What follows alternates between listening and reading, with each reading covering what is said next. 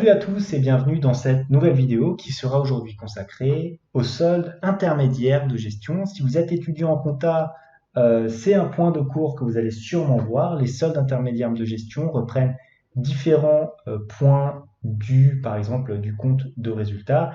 Plusieurs mots sont connus d'ailleurs dans la vie courante, comme la valeur ajoutée, la marge commerciale. Et nous allons donc voir ce qui se cache derrière chacun de ces soldes intermédiaires de gestion. Mais tout d'abord, à quoi servent-ils? Alors déjà, ils servent à comprendre la composition du résultat. Mais ce sont aussi de nombreux et utiles indicateurs clés à la compréhension des différents points de l'entreprise. Qui sont-ils? Alors nous avons dans un premier temps, vous avez sûrement entendu parler déjà de celui-ci, la marge commerciale. Ensuite, nous avons la production de l'exercice, puis la valeur ajoutée, de laquelle on déduit l'excédent brut d'exploitation, puis nous obtenons le résultat d'exploitation, et notre avant-dernier indicateur sera le résultat courant avant impôt, pour enfin obtenir le résultat net. Donc on va en passer en revue tous ces différents soldes intermédiaires de gestion. Commençons donc par la marge commerciale. La marge commerciale est propre aux activités de négoce et c'est une marge qui généralement est globale, non détaillée par produit. Si vous faites du contrôle de gestion, vous allez voir plus tard qu'on peut éventuellement calculer une marge par produit, mais dans notre cas ici de solde intermédiaire de gestion, il s'agit bien entendu d'une marge globale au niveau de l'entreprise. Comment se calcule-t-elle? Nous avons donc la marge commerciale qui est égale aux ventes de marchandises moins le coût d'achat des marchandises vendues. Alors, si naturellement il est facile de comprendre ce que représentent les ventes de marchandises, puisqu'elles sont très facilement identifiables dans le plan comptable au travers d'un compte 7, qu'est-ce que le coût d'achat des marchandises vendues? Eh bien, c'est très simple. Le coût d'achat des marchandises vendues, c'est finalement l'achat des marchandises auxquelles on ajoute les variations de stock. Pour rappel, je vous ai mis que les variations de stock se calculaient en faisant la différence du stock initial moins le stock final. Voici pour notre premier indicateur. Passons à présent à la production de l'exercice. Là aussi, la production est globale au niveau de l'exercice. Ça nous permet de comprendre l'activité industrielle et les prestations produites durant l'exercice. Comment est-ce qu'on la calcule? Eh bien, la production de l'exercice est égale à la production vendue, plus la production immobilisée, plus ou moins la production stockée. Et là, j'attire votre attention sur le fait que la production stockée ne doit pas être calculée de la même façon qu'une variation de stock. En effet, je vous ai mis en rouge que la production stockée était égale au stock final moins le stock initial. C'est souvent une erreur qui est faite par les étudiants en comptabilité qui font cet exercice pour la première fois, qui calculent la production stockée en faisant la différence du stock initial moins le stock final. Donc attention à ne pas confondre variation de stock et production stockée. Passons à présent au troisième indicateur qui est la valeur ajoutée.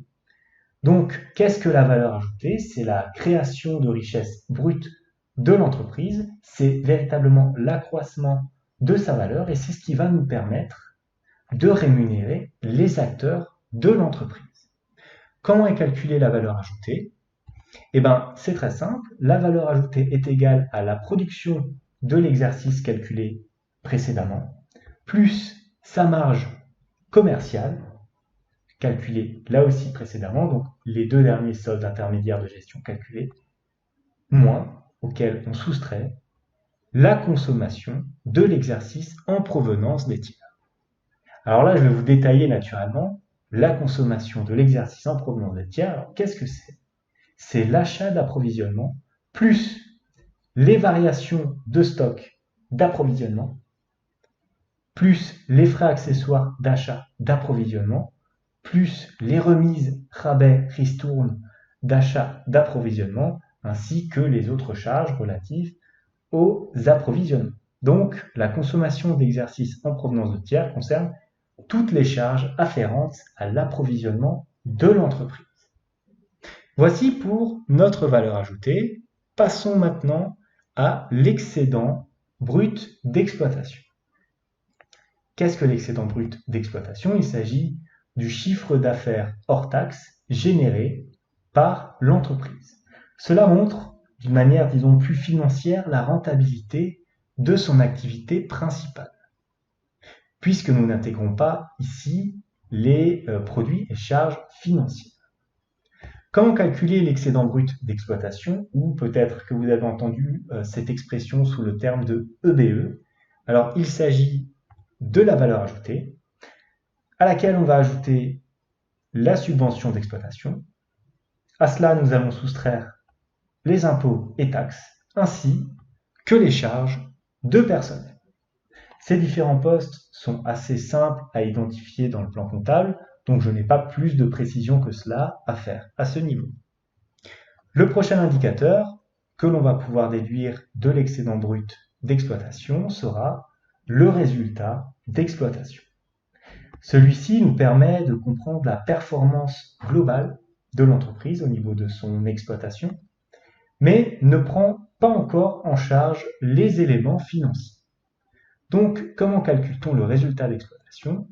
Vous l'avez deviné, le premier poste, c'est le solde intermédiaire calculé précédemment, c'est-à-dire l'excédent brut d'exploitation, auquel on va ajouter les reprises, surcharges et transferts de charges, plus, de manière plus générale, les autres produits d'exploitation.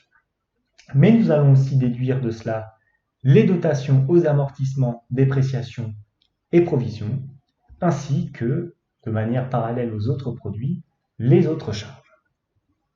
Voici pour notre résultat d'exploitation. Passons à présent au prochain solde intermédiaire de gestion qui sera le résultat courant avant impôt. Alors c'est un résultat qui là va intégrer les éléments financiers de l'entreprise.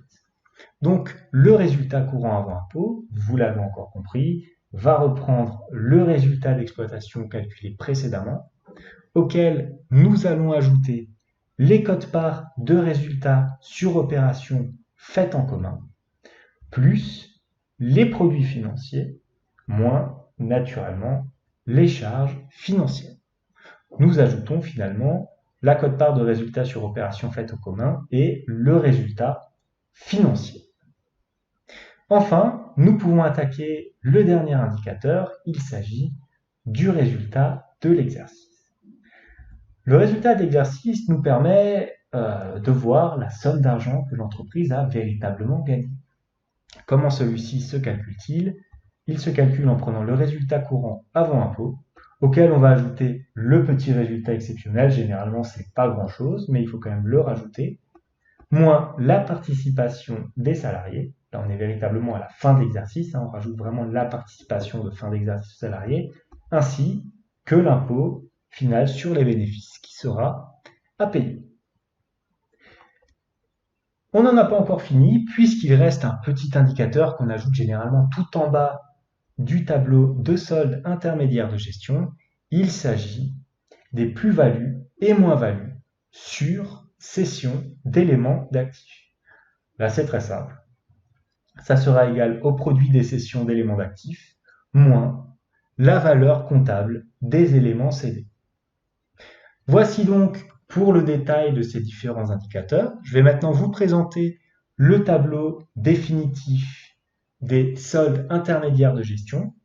Donc, voilà à quoi ça ressemble. On reprend les calculs faits précédemment. Il faudra naturellement à chaque fois rajouter les différents montants de notre tableau qu'on récupérera dans le plan comptable et dans le compte de résultat qui sera effectué pour mieux analyser la marge commerciale, la production d'exercice, la valeur ajoutée. Ça vous permettra d'avoir, disons, à l'avenir, grâce à ces éléments, d'éventuellement calculer des coûts complets, notamment à travers la marge commerciale.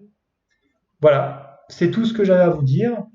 Merci d'avoir vu cette vidéo. Si elle vous a plu, n'hésitez pas à la liker, surtout à vous abonner à la chaîne, à me mettre en commentaire si vous souhaitez que je détaille des points. Je ne sais pas si certaines parties étaient trop rapides, d'autres trop lentes. En tout cas, j'aime toutes les critiques, n'hésitez pas à les mettre. Je vous dis à bientôt pour une nouvelle vidéo sur ma chaîne YouTube.